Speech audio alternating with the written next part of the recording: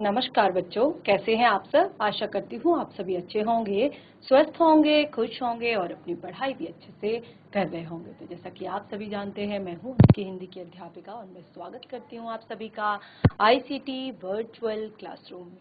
और आज हम यहाँ पर एकत्रित हुए हैं पढ़ने के लिए क्लास 10th की हिंदी। क्लास 10th की हिंदी में हम अपने लास्ट सेशन में पढ़ रहे थे पत्र लेखन। तो पत्र लेखन में हमने यहाँ पर काफी कुछ चीजें सीखी अपने लास्ट सेशन में। जैसे कि सबसे पहले हमने यहाँ पर पढ़ा कि पत्र क्या होता है, और उसके बाद हमने पढ़ा पत्र लेखन से संबंधित जो महत्वपूर्ण बातें जिन्हें हमें याद रखना होता है कि पत्र लिखते समय क्या क्या चीजें होनी चाहिए, क्या क्या चीजें नहीं होनी चाहिए, जो एकदम कॉमन चीजें हैं, बिल्कुल कॉमन चीजें कि जब आप पत्र लिखने की सोचते हैं तो उस समय ही आपको क्या करना है। तो काफी सारी चीजें हमने यहाँ पर जानी थी, जैसे कि पत्र संक्षिप्त होना चाहिए और उसमें प्रभावशाली ढंग से अपनी बात लिखी होनी चाहिए। यानी कि ऐसा नहीं कि आपके मन में जो भी आ रहा है और आपने वो सारा कुछ पत्र में लिख दिया। आपको पत्र संक्षिप्त में लिखना होता है और ऐसा कि सामने वाला अगर उस पत्र को पढ़े तो उस पर कुछ इफेक्ट पड़े, प्रभाव पड़े। उसके बाद पत्र लेखन में बाईं ओर से लिखना आरंभ करना चाहिए। सबसे पहले प्रेषक का पूरा पता व दिनांक लिखना चाहिए। उसके बाद जिसको पत्र भेजा जा रहा है उसके अनुसार संबोधन लिखना चाहिए। उसके जैसे अगर बड़ों को लिख रहे हैं तो आदरणीय, पूजनीय, प्रणाम, सादर प्रणाम, तो इस तरह से आप लिख सकते हैं। और दूसरा, पत्र के में अनावश्यक विस्तार से बचना चाहिए, जैसे कि शुरुआत में भी बताया कि संक्षिप्त होना चाहिए। क्लियर। उसके बाद हमने यहाँ पर बताया था कि पत्र के प्रकार कितने प्रकार के होते हैं या रूप कितने होते हैं। तो मेनली पत्र जो हैं वो दो टाइप के होते हैं। मुख्य रूप से पत्र दो टाइप के होते हैं, दो प्रकार के होते हैं, औपचारिक पत्र और अनौपचारिक पत्र। तो औपचारिक पत्र क्या होते हैं ये भी हमने डिस्कस किया था, अनौपचारिक पत्र क्या होते हैं ये भी हमने डिस्कस किया था। तो औपचारिक पत्र होते हैं आपके जिन पत्रों को हम उन लोगों को लिखते हैं जिनसे हमारा कोई भी संबंध या परिचय नहीं होता, निजी संबंध या परिचय नहीं होता, यानी कि हम पर्सनली उनको नहीं जानते हैं, पर्सनली उनसे हमारा कोई रिलेशन नहीं होता है। तो इस तरह के जो पत्र होते हैं वो ज्यादातर क्या होते हैं, प्रार्थना पत्र होते हैं, कार्यालयी पत्र होते हैं, या शिकायती पत्र होते हैं, या व्यावसायिक पत्र होते हैं। कोई भी बिजनेस से जुड़ा हुआ या किसी भी कार्यालय से जुड़ा हुआ कोई भी शिकायत आप किसी भी विभाग में डालते हैं, किसी भी जगह पर डालते हैं, या आप अपने स्कूल में प्रार्थना पत्र जो लिखते हैं, वो सब इसके अंतर्गत आता है। क्लियर सभी को। उसके बाद हमने यहाँ पर दूसरा डिस्कस किया था अनौपचारिक पत्र। अनौपचारिक पत्रों में हमने कहा था कि अनौपचारिक पत्र उन लोगों को लिखे जाते हैं जिनसे हमारा निजी संबंध होता है, पर्सनल रिलेशंस होते हैं, जैसे माता पिता, भाई बहन, दादा दादी, मित्र, ये सब क्या है, हमारे रिलेटिव्स हैं, मित्र हैं, इनसे हमारे निजी संबंध हैं। ठीक है, तो हम इन्हें लिखते हैं अनौपचारिक पत्र। अब ये दो चीजें हमने यहाँ पर क्लियर कर ली।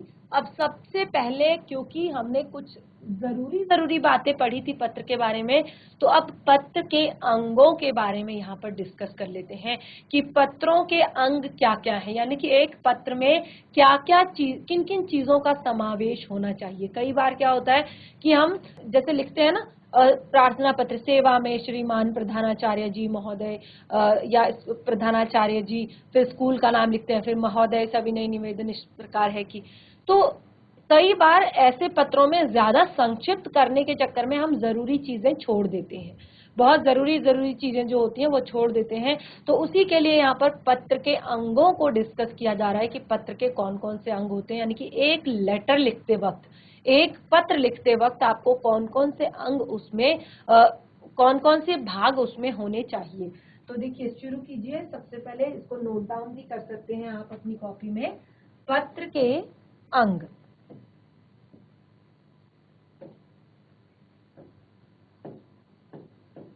पत्र के अंग, तो एक एक करके हम यहाँ पर क्लियर करेंगे सभी अंगों को कि पत्र के कौन कौन से अंग होते हैं। देखिए, अंग को हम पार्ट्स भी कह सकते हैं। तो सबसे पहले स्थान व तिथि, सबसे पहले स्थान व तिथि, यानी कि एड्रेस और डेट। एड्रेस और डेट लिखना आपने बिल्कुल भी नहीं भूलना है किसी भी पत्र में। किसी भी पत्र में आपने एड्रेस और डेट लिखना नहीं भूलना है। तो कोई भी पत्र जब आप लिखते हैं तो पत्र के दाईं ओर, पत्र में दाईं ओर, पत्र में दाईं ओर सबसे ऊपर, पत्र में दाईं ओर सबसे ऊपर पत्र भेजने वाले,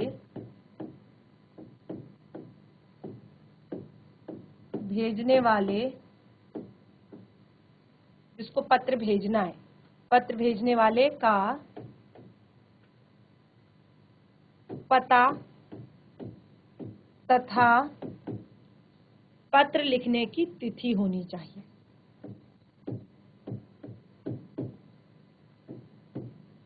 लिखने की तिथि यानी कि डेट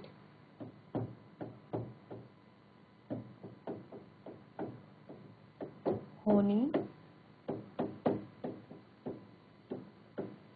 किसी भी पत्र को लिखते समय जब आप कोई भी पत्र लिखना शुरू करते हैं तो पत्र लिखने के, जो पत्र का जो आपका पेज होता है उस पेज के दाहिनी तरफ यानी कि इस तरफ आपको क्या करना है, सबसे ऊपर एड्रेस लिखना है पत्र भेजने वाले का, जो पत्र भेज रहा है उसका एड्रेस लिखना है तथा पत्र की डेट यानी कि जो आप डेट लिख रहे हैं उस डेट को आपने मेंशन करना है, उस डेट को आपने लिखना है।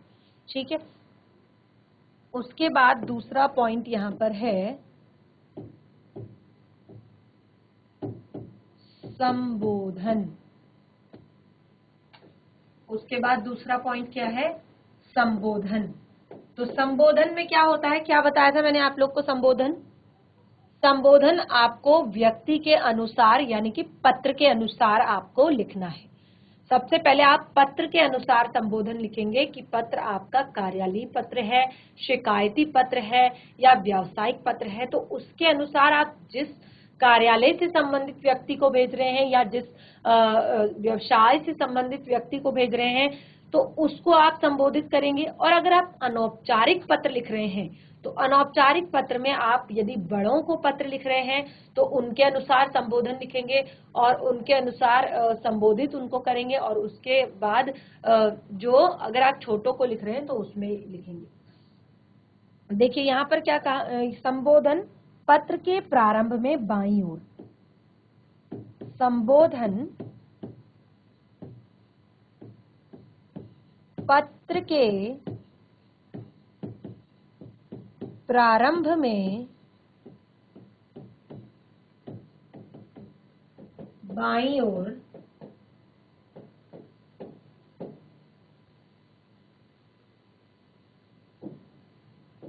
लिखा जाता है। नोट डाउन कर सकते हैं इसे, बाईं ओर लिखा जाता है।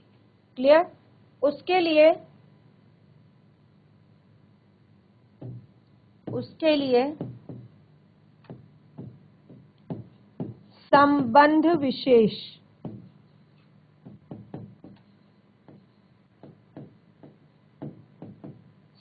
विशेष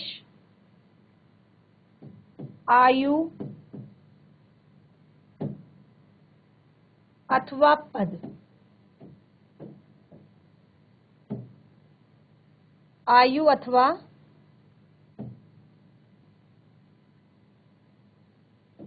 पद के हिसाब से आप संबोधन शब्द लिखेंगे, जो कि मैंने आपको अभी बताया कि संबोधन आप कैसे लिखेंगे। संबोधन आप पत्र के प्रारंभ में लिखेंगे, बाईं ओर लिखेंगे, और उसके लिए आप सबसे पहले देखेंगे संबंध विशेष यानी कि क्या रिलेशन है, और उसके बाद आप लिखेंगे, देखेंगे आयु कितनी है, उसके बाद आप देखेंगे पद क्या है। ठीक है, उसी के आधार पर आप संबोधन लिखेंगे। नंबर 3 में आता है आपका अभिवादन।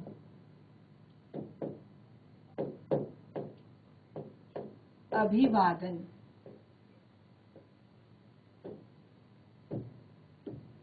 अभिवादन क्या होता है? देखिए, अभिवादन जो आपका शब्द होता है, इसमें आप केवल जब आप किसी अधिकारी को पत्र लिखते हैं या देखिए, जब आप किसी अधिकारी को पत्र लिखते हैं तो वहां पर आप अभिवादन नहीं लिखते। अभिवादन का अर्थ होता है जैसे आप किसी को कहते हैं ना, नमस्ते, प्रणाम या सप्रेम, है ना, तो ऐसी चीजें आप वहां पर नहीं लिखते। तो इसके लिए इसको आप लिख लीजिए पहले। संबोधन के नीचे जो भी आप संबोधन लिखेंगे, संबोधन के नीचे उसमें आप इस तरह के, देखिए जो हमने कहा यहाँ पर, सबसे पहले संबोधन, पहले हमने क्या लिखा? स्थान व तिथि, स्थान व तिथि हमने लिखी। उसके बाद संबोधन लिखा। तो संबोधन में अगर आप किसी अधिकारी को लिख रहे हैं, अगर आप अपने प्रिंसिपल को लिख रहे हैं तो क्या लिखेंगे? श्रीमान प्रधानाचार्य जी। अगर आप नगर निगम में लिख रहे हैं तो आप लिखेंगे सेवा में नगर निगम अधिकारी। अगर आप चिकित्सा विभाग को लिख रहे हैं तो लिखेंगे सेवा में मुख्य चिकित्सा अधिकारी। ठीक है, तो इस तरह से आप लिखेंगे। क्लियर? तो संबोधन के नीचे जो संबोधन लिखा जाएगा उसके नीचे यथा योग्य अभिवादन शब्द लिखेंगे। संबोधन के नीचे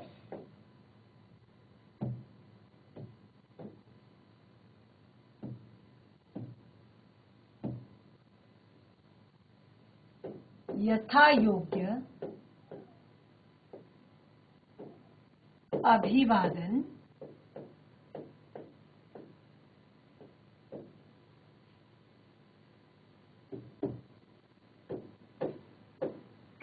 लिखते हैं।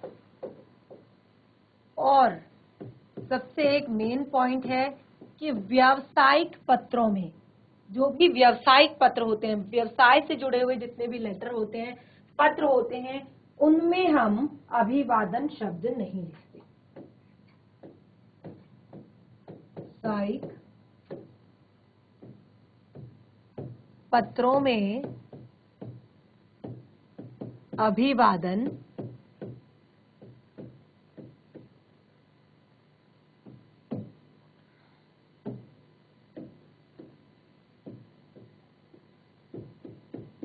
नहीं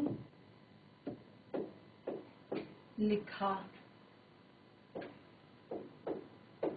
जाता।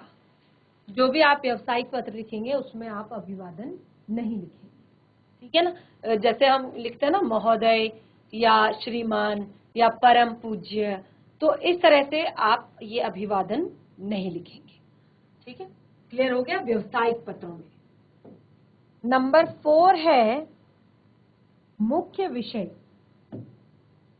तो जब भी आप पत्र लिखते हैं, जब आप अभिवादन कर देते हैं उसके बाद आप लिखते हैं पत्र लेखन का विषय। जो मुख्य विषय है, यानी कि जिस विषय पर आप पत्र लिख रहे हैं, जिस विषय पर आप पत्र लिख रहे हैं, तो आपको विषय लिखना होता है वहां पर। ठीक है, क्लियर? या पत्र का एक तरह से पूरा जो भी एक तरह से निचोड़ होता है कि आप पत्र के अंदर क्या लिखने वाले हैं, किस विषय पर आप पत्र लिख रहे हैं, तो वो पूरा आ जाता है मुख्य विषय के अंतर्गत। जब अभिवादन लिखते हैं तो उसके नीचे, ठीक नीचे लिखा जाता है विषय, पत्र लेखन का विषय। क्लियर? इसमें मुख्य सामग्री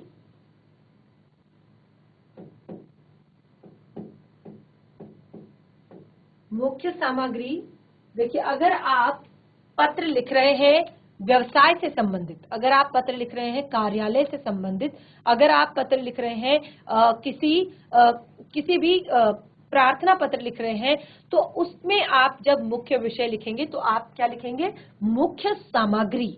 यानी कि इस पत्र को लिखने का मेन जो आपका मोटिव है, मेन जो टॉपिक आप बताना चाहते हैं बात, वो आप यहाँ पर लिखेंगे। और दूसरा, अगर आप अनौपचारिक पत्र लिख रहे हैं तो उसमें आप क्या करेंगे? उसमें आप जो कुशल क्षेम होती है, कुशल क्षेम, ठीक है, वो आप पूछेंगे। ठीक है, जैसे होता है ना कि शुरुआत में हम लिखते हैं पूज्य पिताजी, मैं यहाँ पर बिल्कुल ठीक हूँ और आशा करता हूँ कि आप लोग भी वहां पर बिल्कुल ठीक होंगे, बिल्कुल अच्छे होंगे। तो इस तरह से जो हम लिखते हैं तो वो यहाँ पर इसमें आ जाता है मुख्य विषय जो है, शुरुआत में जो हम पंक्ति लिखते हैं। अगर अनौपचारिक पत्र लिख रहे हैं तो उसमें इस तरह से कुशल क्षेम लिखेंगे, और अगर औपचारिक पत्र लिख रहे हैं तो उसमें पत्र की मुख्य सामग्री लिखेंगे, यानी कि जो मेन टॉपिक आप देना चाहते हैं, यानी कि जिस बारे में आप पत्र लिख रहे हैं। क्लियर हो गया? यहाँ पर इसमें कुछ और चीजें भी आप लिख सकते हैं। दूसरा, सबसे पहले एक और यहाँ पर आता है मेन चीज, वो है आपका समाप्ति, कि पत्र को आप समाप्त कैसे करेंगे। पत्र को आप समाप्त कैसे करेंगे, ठीक है, समाप्ति कैसे करेंगे पत्र की। देखिए, आपने मुख्य विषय लिख दिया, उसके बाद जैसे आप पत्र लिखते हैं ना, तो पत्र लेखन में आप महोदय के बाद फिर आप डालते हैं विषय, कि किस बारे में आप पत्र लिख रहे हैं। फिर लिखेंगे सविनय निवेदन इस प्रकार है कि मैं विद्यालय जिस कारण से नहीं आ रहा हूं, अपना पूरा रीजन देंगे, और या अगर आप कार्यालयीय पत्र लिख रहे हैं तो आप जिस विषय पर लिख रहे हैं वो पूरा कारण देंगे। उसके बाद आप पत्र की समाप्ति कैसे करेंगे, पत्र को समाप्त कैसे करेंगे। देखिए, कुछ शब्द लिखने की परंपरा होती है समाप्ति करते वक्त, जैसे कि कृपया मुझे एक दिन का अवकाश देने की कृपा करें, या कृपया इस विषय पर कार्यवाही करने की कृपा करें। और साथ ही एक शब्द लिखा जाता है धन्यवाद। पत्र को समाप्त करते ही एक शब्द लिखा जाता है धन्यवाद, ठीक है ना। तो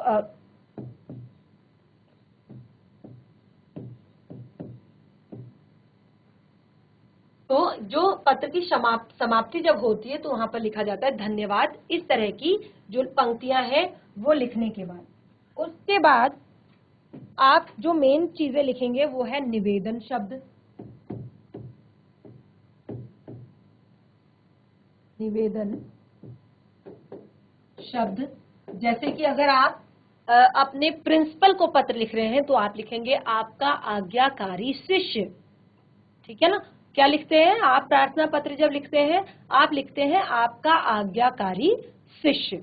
और जब अगर आपको कहीं पर कार्यालय में पत्र देना है तो आप क्या लिखते हैं, प्रार्थी, यानी कि जो इस एप्लीकेशन को लिख रहा है, जो इस पत्र को लिख रहा है वो क्या है, प्रार्थी है, ठीक है। उसके बाद आपका आता है हस्ताक्षर।